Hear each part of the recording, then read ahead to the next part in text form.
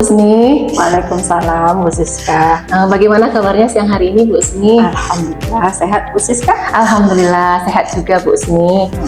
Baik Bu Usni, pertama-tama saya mengucapkan terima kasih sekali Bu Usni untuk kesempatan dan kesediaan Bu Usni meluangkan waktu supaya bisa kita berbincang-bincang pada siang hari ini. Saya yakin pasti sebagai kepala sekolah banyak sekali kesibukan-kesibukan Bu Usni, tapi Bu Usni dengan baik hati mau mendampingi saya pada siang hari ini. Terima kasih banyak ya Bu Usni. Sama-sama. Kebetulan sekarang tidak terlalu banyak kegiatan, Bu Siska. Alhamdulillah. Baik Bu Usni, pada kesempatan kali ini saya berencana untuk berwawancara dengan Bu Usni untuk memenuhi salah satu tugas pada program Guru Penggerak Angkatan 11 yang sedang saya jalankan. Tugas ini berhubungan dengan bagaimana cara pengambilan keputusan yang dilakukan oleh seorang pemimpin. Jadi mungkin ada beberapa pertanyaan yang nanti akan saya ajukan kepada Bu Usni. Mohon bantuannya sekali ya Bu Usni ya. Siap, Bu. Selama bisa dijawab akan diusahakan. Alhamdulillah. Baik Bu Usni, saya yakin selama Bu Usni menjadi seorang kepala sekolah, tentu banyak sekali kasus-kasus dan juga masalah-masalah yang Bu Usni hadapi. Kalau boleh tahu Bu Usni, kira-kira selama ini apakah Bu Usni pernah mengalami dilema begitu ketika menghadapi atau menyelesaikan suatu kasus selama menjadi kepala sekolah Bu Usni? Ada satu kasus yang butuh perhatian ekstra, Bu Siska, terkait salah seorang guru kita itu punya orang tua yang sakit. Di sakitnya ini tergolong parah. Jadi kadang-kadang ketika beliau sedang mengajar, ada telepon dari rumah, mama kambuh bawa ke rumah sakit. Nah, kadang-kadang setelah jam pulang sekolah itu kan nggak mengganggu, yang agak sedikit ketika jam sekolah, ketika jam mengajar, orang tua beliau ini mesti didampingi. Dan beliau memang pindah ke Bukit Tinggi ini dalam rangka salah satunya mau untuk mendampingi orang tua. Dan di rumah beliau inilah satu-satunya anak yang mendampingi orang tua di rumah gitu. Jadi ketika butuh perhatian seperti itu, nah si ibu ini pergi menemani orang tuanya, dan anak murid di kelas itu terpaksa ditinggal dengan tugas gitu. Kalau sekali dua kali itu mungkin masih Bu Siska, masih bisa kita toleransi. Tapi karena orang tuanya ini memang sudah penyakitnya itu sudah jadi agak sering. Itu menjadi dilema bagi kita. Ditambah lagi setelah meet kemarin ini, nilai anak memang agak sedikit penurunan gitu. Ibu ini ketika meninggalkan anak, dia ada dengan tugas. Karena beliau meninggalkan anaknya dengan tugas, tentu ada juga sedikit pertimbangan kita. Anak tidak tinggal begitu saja. Ada tugas yang beliau berikan. Namun sepandai apapun kita buat tugas, tentu berbeda kehadiran kita dengan hanya sekedar memberikan tugas. Dampaknya itu kepada siswa. Memang siswa itu belajar mengerjakan tugas, tapi pemahamannya tentu tidak mendalam, sehingga nilai meet kemarin itu agak turun sedikit. Itu Bu Siska. Oh ya, luar biasa sekali kasusnya nih ya Bu Usni ya. Berarti ada dilema di situ yang dihadapi ketika menghadapi guru kita yang menghadapi permasalahan ini ya Bu Usni. Nah, kira-kira bagaimana penyelesaian masalah kasus ini Bu Usni? Kalau awalnya kan memang kasih izin, pokoknya ini selama anak ditinggalkan dengan tugas, silahkan, nanti anak didampingi oleh guru kelas.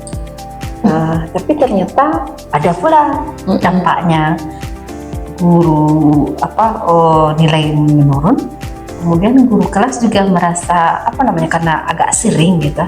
Kalau sebagai guru kelas kan kadang-kadang kita mengharapkan juga jam kosong untuk mengerjakan yang lain. Jadi ada sedikit komplain dari guru gitu. Akhirnya ya diambillah keputusan ketika guru itu ada di sekolah full, walaupun dia tidak mengajar di jam itu, di kelas itu, maka kita minta ke guru tersebut, ibu tersebut, untuk minta jam ke guru kelas gitu. Sehingga walaupun anak sudah ditinggalkan dengan tugas, ada waktu dia di luar jam pelajaran dia untuk menerangkan pembelajaran itu. Dan alhamdulillah ibu itu bersedia gitu. Jadi beliau kita kasih kelonggaran, tapi di waktu lain mungkin dia butuh tenaga ekstra lagi yang harusnya dia kosong kan. Masuklah di kelas, terangkan pembelajaran. Seperti itu keputusannya diambil. Iya. Nah, berarti butuh sekali pertimbangan banyak dalam pengambilan keputusan yang memiliki dilema ini ya Bu Usni ya. Baik Bu Usni, selanjutnya kira-kira Bu Usni bagaimana selama ini Ibu melakukan identifikasi terhadap kasus-kasus yang dihadapi? Apakah kasus ini termasuk dilema etika atau merupakan rujukan moral? Ya, yang pertama kita lihat dulu apakah keputusan yang kita ambil ini ada melanggar aturan atau tidak. Nah, kemudian pihak-pihak yang dirugikan siapa saja. Nah, kalau kita di sekolah kan memang tujuan kita untuk mendidik. Kita berusaha meminimalkan dampaknya itu kepada siswa-siswa. Jadi tidak selama tidak melanggar aturan dan dampaknya kepada siswa seminimal mungkin. Nah, itulah berdasarkan itu kita golongkan dia, kita kategorikan dia sebagai kasus yang dilema etika. Oh iya. Oh, berarti selama ini tidak melanggar aturan dan ini berdampak baik kepada murid, ini kita golongkan kepada dilema etika, begitu ya Bu Usni ya. Baik. Nah, selanjutnya Bu Usni, selama ini kira-kira bagaimana Ibu menjalankan pengambilan keputusan di sekolah Ibu, terutama untuk kasus-kasus di mana ada dua kepentingan yang sama-sama benar atau sama-sama memiliki nilai kebajikan Bu Usni? Ya itu Bu Siska, pertimbangkan dahulu keputusan ini tidak melanggar aturan tidak. Kemudian kan ada dua pihak tuh. Pihak yang ini tidak terkendala dengan kondisinya, kemudian pihak satu lagi tidak merasa dirugikan. Nah, jadi analisa terlebih dahulu, kemudian cari jalan tengah sebaik mungkin. Tidak ada pihak yang terabaikan dengan keputusan yang kita ambil. Kalau seperti tadi misalnya nggak kita izinkan, kan besar dampaknya tuh. Bagi kita pun sendiri tentu kita berharap keputusan yang bijaksana dari kepala sekolah itu. Tidak hanya menjalankan keputusan, oh ini aturannya harus seperti itu, enggak seperti itu saja. Ya, karena ada rasa kemanusiaan di situ. Nah, selama kita tidak mempertimbangkan rasa kemanusiaan, kemudian tidak merugikan murid, kita itu jalankan keputusan tersebut. Baik, saya bisa menangkap di sini dari penjelasan Bu Usni bahwasanya jika ada dua kepentingan yang sama-sama benar ini kita ambil keputusan terbaik yang sama-sama, kalau bisa sama-sama menguntungkan kedua pihak ya, sama-sama dapat memfasilitasi kebutuhan kedua belah pihak. Baik, terima kasih Bu Usni. Berikutnya Bu Usni, kira-kira langkah-langkah atau prosedur seperti apa yang biasanya Bu Usni lakukan dalam pengambilan keputusan selama ini? Ya, prosedur yang dijalani selama ini yang pertama tentu analisa kasus dulu Bu Siska. Analisa kasus, kumpulkan bukti-bukti, fakta-fakta yang ada pada kasus tersebut. Kemudian cari siapa pihak-pihak terlibat, kemudian identifikasi apa kira-kira kemungkinannya, kalau kemungkinan solusinya. Kalau kita ambil solusi ini, apakah tidak melanggar aturan, apakah ada kode etik yang terlanggar, kemudian apa dampaknya. Kemudian jangan sampai keputusan yang kita ambil ini tidak bertentangan dengan nilai-nilai kemanusiaan. Maksudnya, jangan sampai bertentangan dengan nilai-nilai kemanusiaan, jangan sampai merugikan peserta didik. Baik, terima kasih Bu Usni. Luar biasa sekali penjelasan Bu Usni, banyak hal yang bisa saya pelajari dari langkah-langkah yang selama ini Bu Usni lakukan dalam pengambilan keputusan. Selanjutnya Bu Usni, kira-kira hal-hal apa saja yang selama ini Ibu anggap efektif dalam pengambilan keputusan pada kasus-kasus dilema etika ini Bu Usni? Hal-hal yang paling dianggap efektif itu Bu Siska, ketika kita kemampuan kita mengidentifikasi dan mengumpulkan fakta-fakta supaya nanti mengambil keputusannya pas.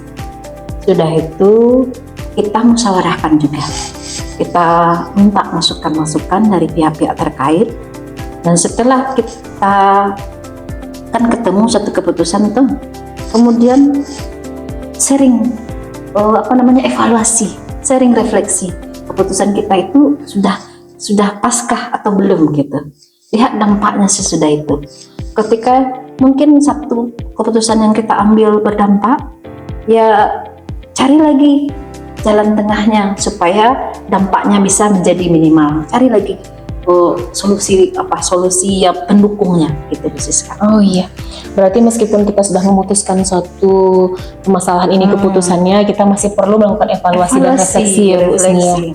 Baik Bu Usni, selanjutnya Bu Usni, kira-kira hal apa saja yang selama ini merupakan tantangan begitu Bu Usni bagi Ibu dalam pengambilan keputusan jika dihadapkan pada kasus dilema etika ini Bu? Tantangan pertama dari segi mengumpulkan fakta-fakta penunjang terhadap kasus tersebut. Tadi faktanya itu memang sedapat mungkin lengkap supaya keputusan kita itu memang keputusan terbaik. Sudah itu menyamakan persepsi pihak-pihak yang kita minta saran. Jadi ketika kita mau mengambil keputusan kan kita minta saran tuh, menyamakan persepsi antara orang-orang yang terlibat ini menjadi tantangan tersendiri Bu Siska, karena ada banyak kepentingan di situ. Oh iya, benar ya Bu Usni ya, tentu kedua pihak ini ingin mereka yang dibenarkan, atau mereka yang lebih keberpihakan Bu Usni hendaknya kepada mereka seperti itu. Baik Bu Usni, berikutnya Ibu, apakah Ibu memiliki sebuah jadwal tertentu dalam penyelesaian suatu kasus dilema etika? Apakah Ibu langsung menyelesaikan di tempat atau memiliki sebuah jadwal untuk menyelesaikannya, atau kira-kira ada nggak Bu bentuk atau prosedur seperti apa kira-kira yang Ibu jalankan gitu Ibu? Kalau ini tentu pertama dilihat dulu kasusnya Bu Siska. Ketika kasus itu memang butuh analisa mendalam dan melibatkan banyak pihak, tentu kita kumpulkan fakta-faktanya dahulu, analisa dahulu, kumpulkan atau satukan orang-orang yang terlibat dahulu, samakan persepsi. Nah, ketika untuk menyamakannya itu baru kita cari jadwal yang pas. Jadi langkah pertama tentu kumpulkan fakta, analisa, itu konfirmasi kepada orang-orang yang terlibat, baru ambil keputusan. Nah, kalau memang permasalahannya seperti ini, tentu butuh jadwal khusus. Tapi kadangkala ada kasusnya itu yang tidak perlu terlalu mendalam, kasusnya tidak berdampak besar, atau bisa langsung diselesaikan di tempat. Oh iya, berarti disesuaikan dengan kasusnya ya Bu Usni ya. Dan tetap seperti kata Bu Usni tadi, kita harus memperhatikan langkah-langkah atau mengambil langkah-langkah yang tepat dalam penyelesaian kasus itu. Tidak bisa terburu-buru berarti ya Bu Usni ya. Baik Ibu, berikutnya Bu. Nah, selama ini Bu Usni, apakah ada seseorang atau faktor-faktor apa yang selama ini kira-kira bisa mempermudah atau membantu Ibu dalam pengambilan keputusan saat Ibu menghadapi kasus-kasus dilema etika ini Bu? Kalau yang selama ini biasanya itu sangat membantu sekali ketika mengambil keputusan terkait dilema etika ini adalah pertimbangan dari guru-guru senior. Sebab guru senior ini, alhamdulillah kalau di sini punya pengalaman lebih, kemudian kematangan emosionalnya juga sudah lebih baik gitu. Jadi memang melibatkan mereka terlebih dahulu. Sudah itu ditambah lagi kalau memang perlu betul kita minta masukan dan saran dari pengawas. Oh iya. Berarti ada kolaborasi berarti ya Bu Usni ya, jika memang dibutuhkan dengan orang-orang yang dapat membantu kita dalam pengambilan keputusan. Baik Bu Usni, terakhir nih Bu Usni, kira-kira dari semua hal yang telah Bu Usni sampaikan tadi, pembelajaran apa Bu yang dapat Ibu petik dari pengalaman Ibu selama ini dalam pengambilan keputusan terkait dilema etika ini Bu? Terkait pengambilan keputusan tentang dilema etika ini, yang pertama yang perlu kita garis bawahi betul adalah tidak bisa tergesa-gesa. Butuh pertimbangan matang. Ada banyak hal yang harus kita tenggang di sini. Ada banyak hal yang harus kita gali supaya keputusan itu tepat dan tidak kalau nanti akhirnya berdampak, dampaknya itu yang seminimal mungkin. Kita pilih yang memang tidak bertentangan dengan nilai kemanusiaan untuk kepentingan peserta didik. Oh iya, baik Bu Usni. Jadi memang perlu sekali langkah-langkah yang sangat baik dan juga pemikiran yang matang ya Bu Usni dalam pengambilan setiap keputusan. Tidak bisa kita tergesa-gesa. Ya, tambah lagi nanti mungkin kita perlu mempertimbangkan masukan-masukan dari pihak-pihak yang terlibat. Oh ya, jadi meskipun kita seorang pemimpin, kita tetap butuh kolaborasi ya Bu Usni dengan orang lain. Baik, luar biasa sekali Bu Usni ilmu yang saya dapatkan dari perbincangan kita siang hari ini.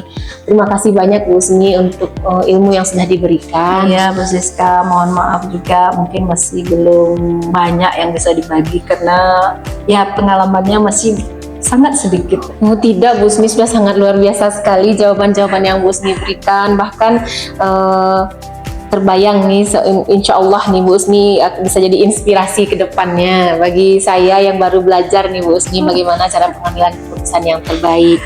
Baik Bu Usni, sekali lagi terima kasih ya Bu Usni, dan mohon maaf jika dalam wawancara kita tadi ada kekurangan atau kesalahan yang saya lakukan. Sama-sama Bu Siska. Demikian saja Bu Usni wawancara kita pada siang hari ini. Terima kasih. Saya sudahi dengan Assalamualaikum warahmatullahi wabarakatuh. Waalaikumsalam warahmatullahi wabarakatuh.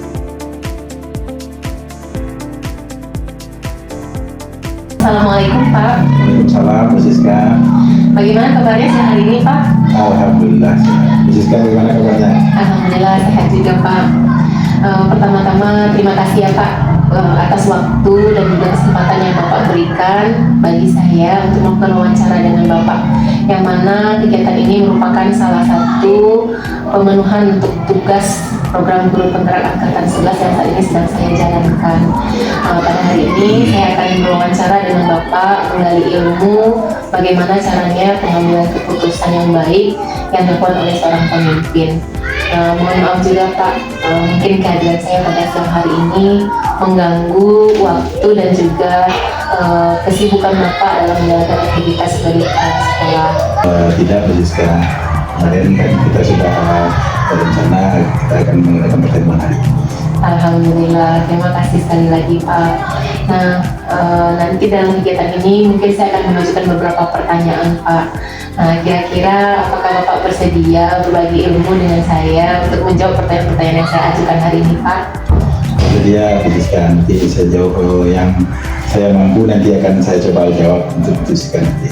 Alhamdulillah, terima kasih banyak Pak. Nah Pak, pertanyaan pertama yang ingin saya ajukan kepada Bapak, saya yakin sebagai seorang pemimpin selama Bapak memimpin sekolah ini tentunya banyak sekali kasus-kasus atau masalah-masalah yang Bapak hadapi.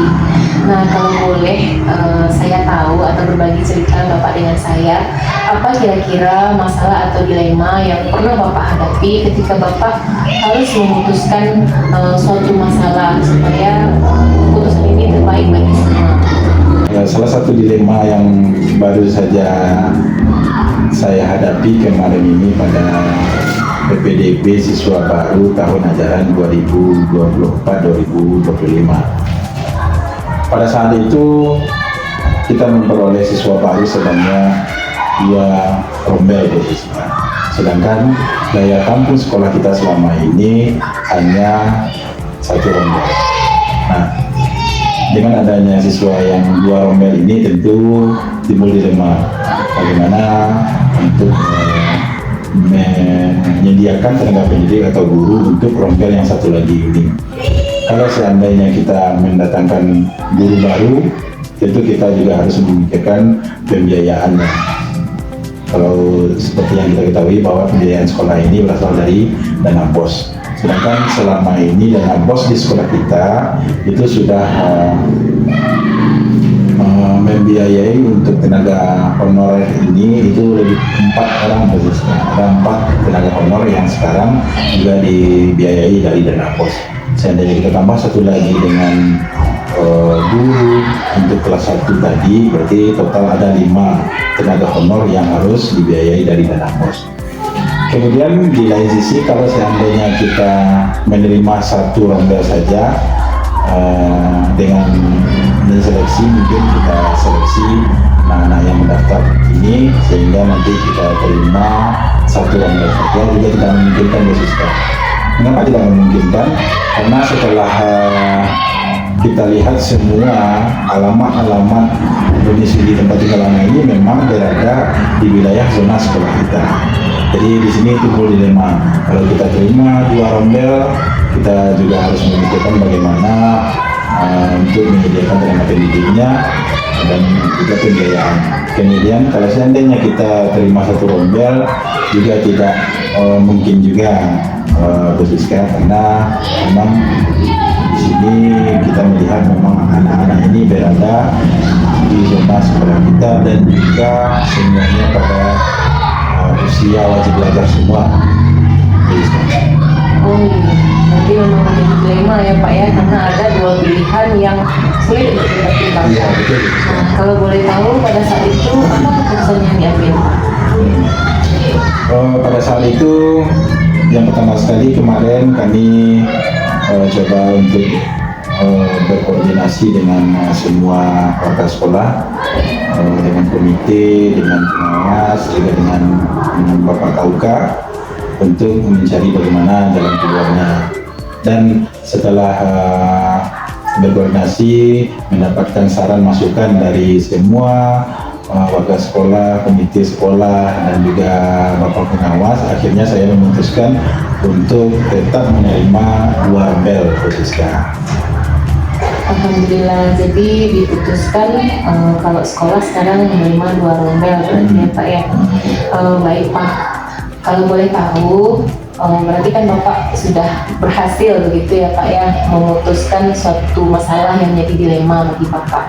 Nah, selama ini kira-kira bagaimana Bapak dapat mengidentifikasi kasus-kasus yang merupakan dilema etika atau merupakan rujukan moral Pak? Dalam mengidentifikasi permasalahan apakah dia termasuk dilema etika atau rujukan moral, tentunya kita harus memperhatikan situasinya dulu. Apakah pada permasalahan ini situasinya benar lawan benar, ada 2 hal yang kedua-duanya sama-sama benar, berarti kita di sini berada pada dilema etika. Sedangkan kalau seandainya yang satu benar, sedangkan kondisi yang satu laginya memang benar-benar salah atau dalam posisi salah, melanggar aturan, berarti ini yang dimaksud dengan rujukan moral. Mungkin dalam mengidentifikasi permasalahan yang bersifat lainnya tadi, yang pertama sekali yang kami perhatikan atau yang saya perhatikan itu situasinya tadi berdasarkan. Oh iya, baik Pak, berarti dapat saya pahami di sini kalau dilema etika berarti apabila situasi yang dihadapi itu adalah benar lawan benar ya Pak, sementara apabila terjadi pelanggaran aturan seperti kata Bapak tadi itu merupakan rujukan moral. Baik Pak, selama ini bagaimana Bapak menjalankan pengambilan keputusan di sekolah Bapak, terutama untuk kasus-kasus di mana ada 2 kepentingan yang sama-sama benar atau sama-sama mengandung nilai kebajikan Pak? Selama ini jika ada 2 kepentingan yang sama-sama benar, hal yang saya lakukan yang pertama adalah mengidentifikasi dulu khususnya permasalahan yang terjadi. Kemudian yang kedua, mengumpulkan fakta-fakta terkait permasalahan yang ada. Selanjutnya yang ketiga, menjalin komunikasi dengan pihak-pihak yang terlibat dalam permasalahan ini. Kemudian kita juga tentunya harus mempertimbangkan dampak dari keputusan yang akan kita ambil. Setelah itu terakhir barulah kita dapat mengambil keputusan yang terbaik tentunya. Baik Pak, nah kalau boleh tahu Pak, langkah-langkah atau prosedur seperti apa yang biasanya Bapak lakukan dalam pengambilan keputusan selama ini? Seperti yang saya jelaskan tadi Bu Siska, yang pertama yang akan saya lakukan tentu mengidentifikasi permasalahan, kemudian mengumpulkan fakta-fakta yang ada, menjalin komunikasi dengan semua pihak yang terlibat, kemudian mempertimbangkan dampak dari keputusan yang akan diambil, barulah nanti di situ kita dapat mengambil keputusan yang terbaik. Kemudian saat memutuskan suatu masalah, tentunya keputusan yang kita ambil itu harus dapat dipertanggungjawabkan dan tidak melanggar aturan tentunya. Oh ya, jadi setiap keputusan itu harus bisa kita pertanggungjawabkan dan tidak boleh melanggar aturan begitu ya Pak? Betul. Nah Pak, berikutnya Pak, hal-hal apa saja yang selama ini Bapak anggap efektif dalam pengambilan keputusan pada kasus-kasus dilema etika yang Bapak hadapi? hal yang saya anggap efektif dalam pengambilan keputusan selama ini, yaitu yang pertama objektivitas dalam memandang suatu permasalahan, menggunakan fakta yang ada dalam pengambilan keputusan, serta melibatkan pihak-pihak yang rasanya dapat membantu dalam mempertimbangkan pengambilan keputusan yang lebih baik. Oh, baik Pak, saya bisa menangkap di sini hal yang Bapak anggap efektif dalam pengambilan keputusan itu adalah objektivitas, gitu ya Pak ya. Selanjutnya Pak, kira-kira hal-hal apa saja yang selama ini merupakan tantangan dalam pengambilan keputusan pada kasus-kasus dilema etika? Tantangan dalam pengambilan keputusan yang selama ini saya rasakan ini Bu Siska ya, yaitu bagaimana keputusan yang kita ambil ini dapat diterima oleh semua pihak sehingga tidak ada yang merasa dirugikan atau diabaikan dengan keputusan yang saya ambil tadi Bu Siska. Oh, berarti Bapak berusaha bagaimana hendaknya keputusan ini bisa diterima oleh semua, begitu ya Pak ya. Nah Pak, apakah Bapak memiliki sebuah tata cara atau jadwal tertentu dalam sebuah penyelesaian kasus dilema etika? Atau apakah Bapak langsung menyelesaikan di tempat atau memiliki sebuah jadwal untuk menyelesaikannya? Nah, kira-kira bentuk atau prosedur seperti apa yang Bapak jalankan Pak? Untuk jadwal dalam penyelesaian kasus dilema etika ini disesuaikan dengan situasi yang dihadapi Bu Siska. Jika memang dapat segera diputuskan, maka akan segera diputuskan. Kemudian jika masalah yang dihadapi butuh pertimbangan, maka saya akan mengambil langkah-langkah seperti yang telah saya jelaskan di awal tadi Bu Siska. Oh ya, berarti dalam pengambilan keputusan ini jadwalnya sesuai dengan situasi ya Pak ya. Jadi kita sesuaikan dengan situasi masalah yang ada, barulah Bapak mempertimbangkan bagaimana keputusan yang akan diambil, begitu ya Pak ya. Baik Pak, selama ini adakah seseorang atau faktor-faktor apa yang mempermudah atau membantu Bapak dalam pengambilan keputusan dalam kasus-kasus dilema etika Pak? Baik, ya. Faktor-faktor yang mempermudah saya dalam pengambilan keputusan selama ini adalah adanya fakta-fakta dan aturan yang jelas. Kemudian kolaborasi dengan pihak-pihak yang dapat membantu menyelesaikan masalah seperti majelis guru, kemudian komite sekolah, bisa juga pengawas, dan tentunya Bapak Tauka. Oh ya, berarti ada kolaborasi ya Pak ya dengan pihak-pihak yang terlibat dan bisa membantu penyelesaian masalah, serta adanya aturan dan fakta yang jelas terkait masalah yang sedang dihadapi ya Pak ya. Nah, terakhir nih Pak, dari semua hal yang telah Bapak sampaikan, kira-kira pembelajaran apa yang dapat Bapak petik dari pengalaman Bapak saat mengambil keputusan dilema etika Pak? Pembelajaran yang dapat saya ambil dalam pengambilan keputusan dilema etika selama ini adalah pentingnya memastikan bahwa tidak ada pelanggaran aturan dalam keputusan yang diambil. Kemudian keputusan juga harus berpihak pada murid serta dapat dipertanggungjawabkan. Baik, terima kasih Pak untuk jawaban-jawaban yang telah Bapak berikan. Banyak sekali ilmu yang saya peroleh dari hasil wawancara kita pada siang hari ini, terutama sekali jawaban Bapak yang terakhir tadi yang menyatakan bahwasanya setiap keputusan yang kita ambil itu harus berpihak pada murid dan dapat dipertanggungjawabkan. Semoga apa yang tadi telah Bapak sampaikan itu juga dapat saya aplikasikan ketika saya menghadapi masalah-masalah dilema etika ke depannya. Sekali lagi terima kasih Pak untuk waktu dan kesediaan Bapak, dan mohon maaf jika selama wawancara ini saya sudah mengganggu aktivitas Bapak, dan seandainya ada kata-kata saya yang tidak pada tempatnya, saya mohon kedalam hati Bapak untuk memberikan maaf kepada saya.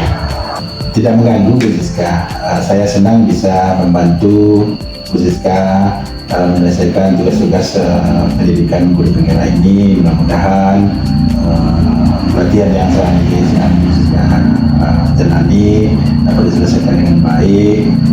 Mudah-mudahan juga Bu Siska sukses. Terima kasih sekali Pak untuk doanya. Mungkin demikian saja Pak kegiatan wawancara kita pada siang hari ini. Saya akhiri dengan ucapan terima kasih dan Assalamualaikum warahmatullahi wabarakatuh. Waalaikumsalam.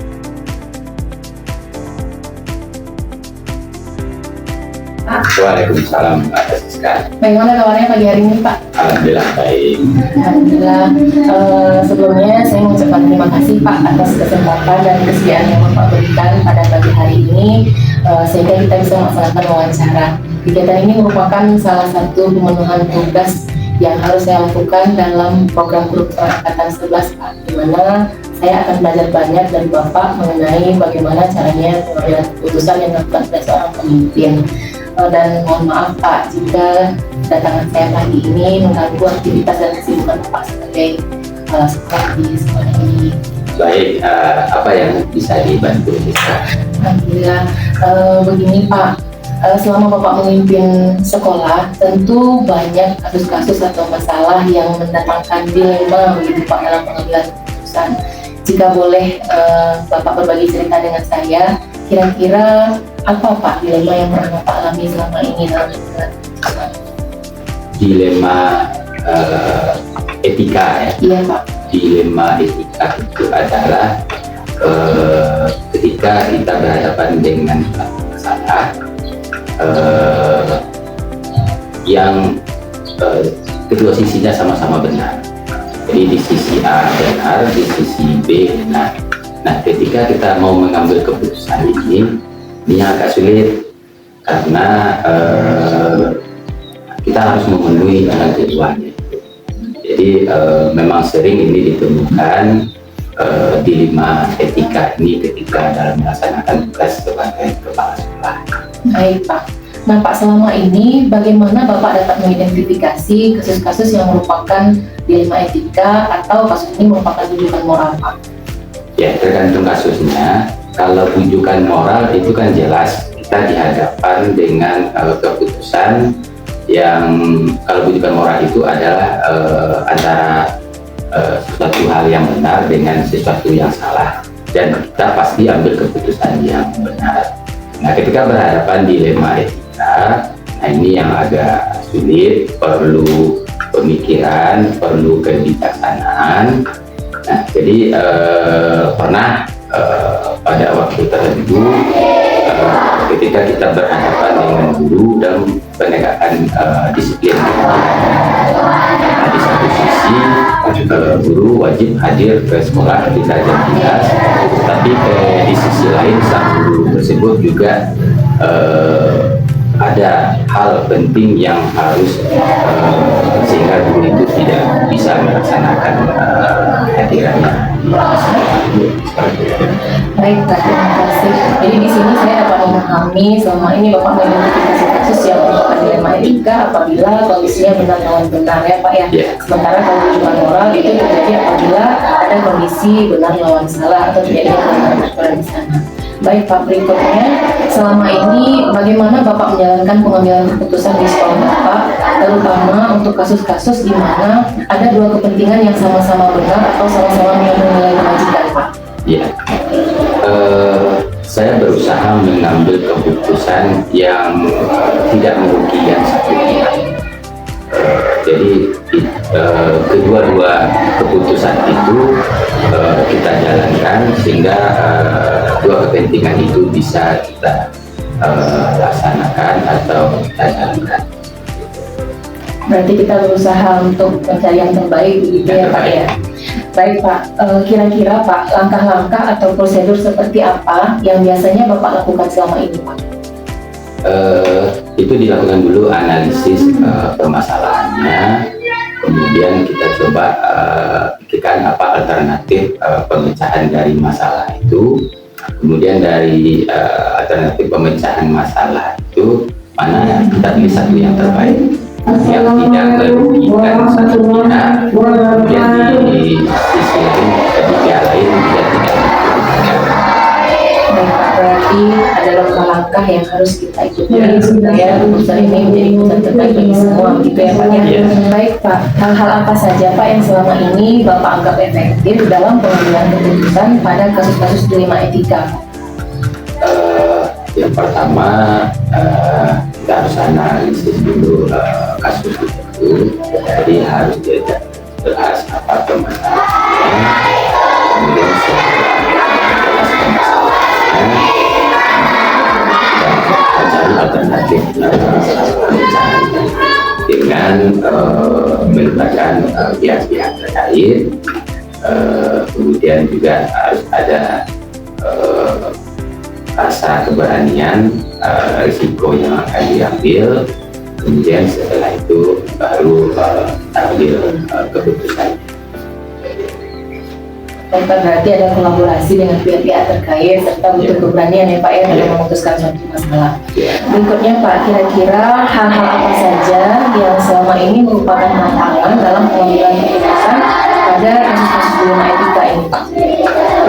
Tantangannya memang ada risiko yang kita terima, soalnya dilema etika ini kan keputusannya sama-sama benar, masing-masing pihak itu kan punya kebenaran dengan keputusan yang akan diambil. Nah masalahnya ketika kita ambil ketika keputusan itu kita ambil mengakomodir kedua belah pihak itu, ada hal-hal lain nanti yang akan kita temukan, dan itu ada risikonya, tetapi kita berusaha untuk meminimalisir risiko tersebut. Baik Pak, jadi tantangan resikonya ya Pak ya, dari keputusan yang kita ambil. Baik Pak, berikutnya apakah Bapak memiliki sebuah tata cara atau jadwal tertentu dalam sebuah penyelesaian kasus dilema etika, atau apakah Bapak langsung menyelesaikan kasus ini di tempat, atau bisa jadi Bapak memiliki sebuah jadwal untuk menyelesaikannya? Kira-kira bentuk atau prosedur seperti apa yang Bapak jalankan selama ini Pak? Ya, untuk keputusan yang permasalahannya itu dilema etika, memang tidak bisa langsung diambil keputusan pada saat itu. Jadi harus kita pikirkan secara matang, kemudian kita harus melibatkan berbagai pihak, mungkin perlu waktu, setelah itu baru kita ambil keputusan. Namun mungkin tidak lama-lama, tapi secepatnya akan diambil keputusan, dan keputusan yang diambil itu harus efektif dan bisa diterima oleh semua pihak.